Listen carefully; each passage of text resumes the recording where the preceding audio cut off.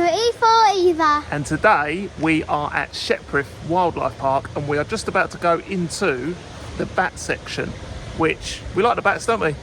Yeah. Let's go.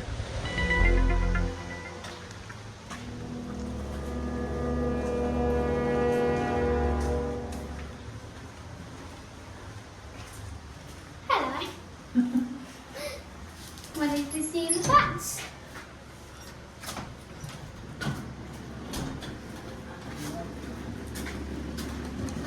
Is it what wing on this one then?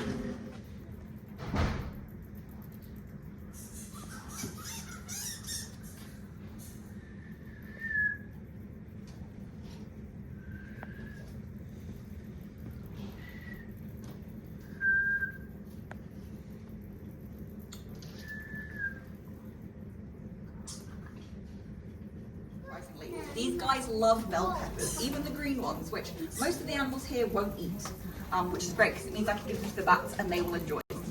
So the reason we hang them up on skewers like this and we make them kebabs is because in the wild, bats don't eat fruit. They don't sit at a table and eat fruit out of a bowl, do they? They eat fruit that's hanging off of trees. So by hanging it up like this, the bats can fly over, wrap their wings around like they would in the wild to a bit of fruit, get a nice good grip so they don't fall off and start eating. And also when they're doing this, they're kind of stopping the other bats from coming and eating the same bit of fruit as them because they don't always feel like sharing. So you might get a chance to see them do that. They are doing that over there, but we'll hang some food around the rest of the place and you'll get a chance to see that.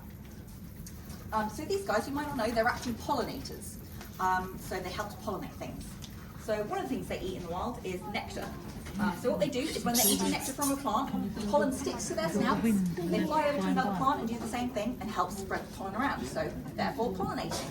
And as well as pollinating, they also help to disperse seeds. So they eat all this fruit, and the seeds go through their gut, come out the other end, they poop them out, they go into the ground, and you get more fruit trees growing. So these guys can basically grow their own fruit. So they do two really important jobs, pollinating and dispersing seeds. They're quite easy jobs, they mainly just involve eating, but still really important.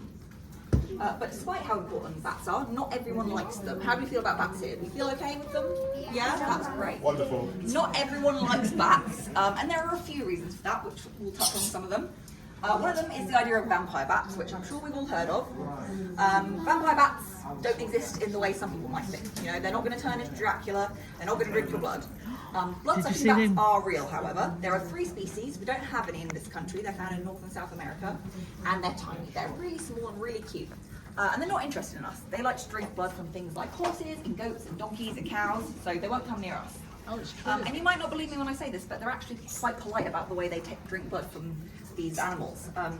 Their saliva has a numbing quality to it, so a lot of the time these animals, they don't realise it's happening because they can't feel it. And the saliva also helps to speed up the healing process of the wound. So like I said, surprisingly polite. So if anyone here was worried about blood-sucking bats, you don't need to be worried about them.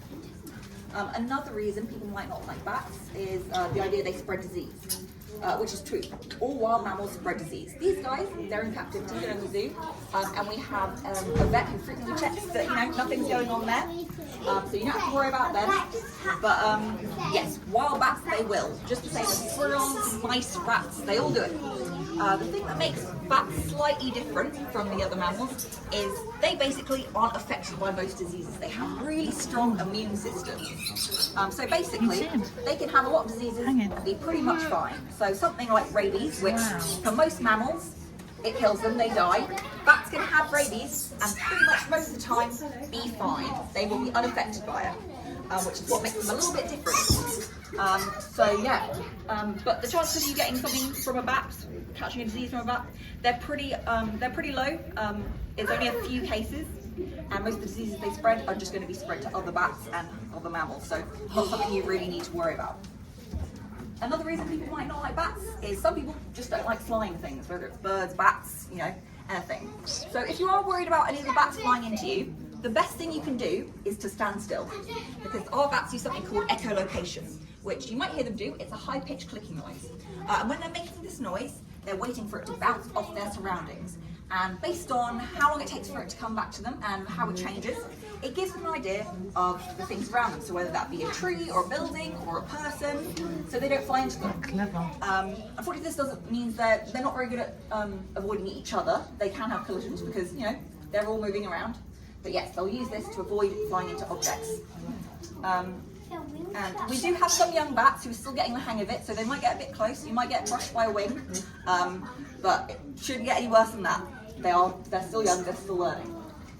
These guys are a little bit unusual in the fact that they use echolocation, because most fruit bats don't use it. It's used by insectivore bats, so bats who eat insects, because they need it to find their prey.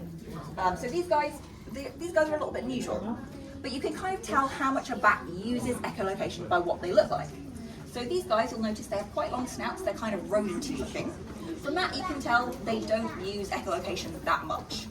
The ones that use it a lot are the ones that have the flat faces with all the wrinkles and folds on their faces. And they basically have a built-in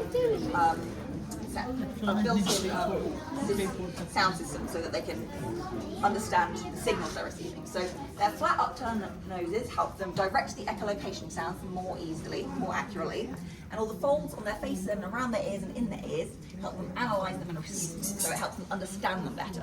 So these guys are basically designed to use echolocation so they can find their prey, their insects.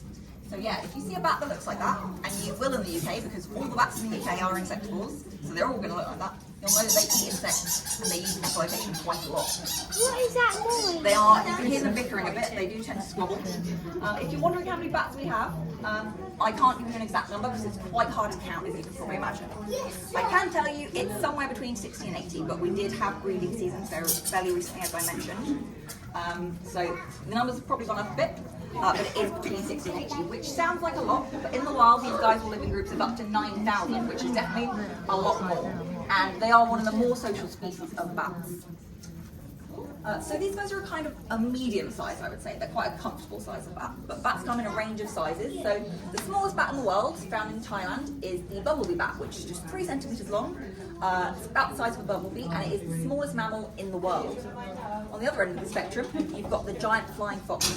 These guys are found in the Philippines, and their torsos are about 40 centimeters in length, and their wingspan can be up to 5 foot 7 inches. So, for reference, I'm 5 foot 6, so their wings can be as wide as I am tall, which is kind of hard to imagine when you look at these guys. But yes, you get a wide variety of bats that come in all sizes. So bats are actually the second most predominant species of mammals in the world. Basically, what I'm saying is there are a lot of bats. The first most predominant species are rodents. There are a lot more rodents, but there are a lot of bats. So basically, if you wrote a list of every species of mammal in the world, you wouldn't do that because it would take a long time, but if you wrote a list of every single mammal in the world, a quarter of that list would be a bat, a species of bat. There are a lot of bats in the world, and we don't realise it because we don't see them a lot.